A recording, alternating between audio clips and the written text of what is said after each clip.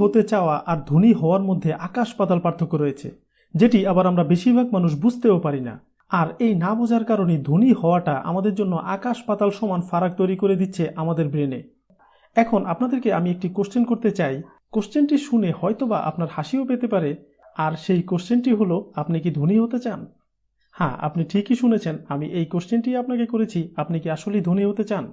এখন আপনি হয়তোবা ভাবছেন, এটা আবার কি বলল? এই পৃথিবীতে এমন কোনো ব্যক্তি কি রয়েছে যে গরিব হতে চায়? প্রত্যেকেই ধনী তো হতেই চায়, তাই না? কিন্তু ধনী হওয়া আর ধনী হওয়ার স্বপ্ন দেখার মধ্যে আকাশ পাতাল পার্থক্য রয়েছে। আর এই কথাটি দ্বিতীয়বার বলার কারণ হলো, এই কথাটি আপনাদের ব্রেনে যেন খুব ভালোভাবে ফিক্স হয়ে যায়। যাই হোক, এখন আমি আপনাদের এমন কিছু কারণ জানাবো যার কারণে আপনি হয়তোবা ধনী হতে পারছেন না। পুরো ভিডিওটি একটু মনোযোগ দিয়ে দেখবেন, কারণ এই ভুলগুলোর একটিও যদি আপনি করছেন তাহলে আপনি শুধুমাত্র স্বপ্নেই ধনী হতে পারবেন, বাস্তবে নয়। সবার প্রথম, সেই ব্যক্তি কখনোই ধনী হতে পারবে না যে অপ্রয়োজনীয় জিনিস কেনাকাটা করে। দেখবেন আমরা বেশিরভাগ মানুষ অন্যকে দেখানোর জন্য বিভিন্ন রকম জিনিস কিনে থাকি, এটি বোঝানোর জন্য আমি আসলে কতটা ধনী। এখন আপনিই বলুন, এই ন্যারো আইডিয়া যার মাথায় আসতে পারে তাকে দিয়ে কিভাবে একটি পাওয়ারফুল আইডিয়া নিয়ে চিন্তা ভাবনা করা সম্ভব? আপনি আপনার আশেপাশে অনেক মানুষকে হয়তোবা দেখে থাকবেন যারা 2-4 মাস পর পর মোবাইল পাল্টায়, বাইক পাল্টায়, নতুন নতুন গ্যাজেটস কিনে, অনেক অনেক এক্সপেন্সিভ ড্রেস কিনে থাকে, তার দরকার থাক আর নাই থাক।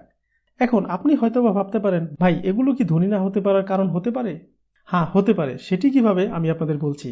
দেখুন, লিমিট ক্রস করে খরচ করা এটি একটি মানসিক ব্যাধির মতো। একবার যে এটিতে অভ্যস্ত হয়ে যাবে তখন সেটি তার জন্য নেশার মতো করে কাজ করবে তার ব্রেনে, এবং পরবর্তীতে যখন সে ওয়ার্কিং লাইফে যাবে তখনও সে সেই প্রসেসটিকে ফলো করতেই থাকবে। এখন আপনিই বলুন, বিজনেস বা জব বা যে কোনো কাজেই লিমিট ক্রস করে করলে কি সেটিতে আসলেই সাকসেস পাওয়া সম্ভব? একটি এক্সাম্পল দিচ্ছি, এই ধরনের লোক বিজনেস করার ক্ষেত্রে কিভাবে কাজ করে দেখুন। বিজনেস শুরু করার আগেই বিজনেসের অপ্রয়োজনীয় খাতে ম্যাক্সিমাম টাকা ব্যয় করে ফেলবে। এরপর দেখা যাবে মেইন বিজনেস করার জন্য তার কাছে আর কোনো টাকাই বেঁচে নেই। আর সেই সময় তাকে এই বিষয়টি যদি কেউ বোঝানোর চেষ্টা করেও থাকতো, তাও সে সেই বিষয়টি শুনবে না, কারণ সেই বিষয়টি তার জন্য নেশার মতো হয়ে গিয়েছে। তাই নিজেকে তো কন্ট্রোল করতেই হবে, পাশাপাশি আমাদের ফ্যামিলিতে যারা ছোট বা যারা টিনেজে রয়েছে তাদেরকেও এই বিষয়টি ক্লিয়ারলি বোঝাতে হবে, যেন তারা কোনোভাবেই অতিরিক্ত খরচে অভ্যস্ত না হয়ে যায়। দ্বিতীয়, সেই ব্যক্তি কখনোই ধনী হতে পারবে না যার টাকা নতুন টাকা তৈরি করছে না। এই পৃথিবীতে 2 ধরনের মানুষ রয়েছে। এক, যাদের নির্দিষ্ট একটি ইনকাম হয় মাসে এবং সে সেই টাকা থেকে কিছুটা খরচ করে এবং কিছুটা জমাচ্ছে, ব্যাস তার লাইফ এভাবে করেই চলছে।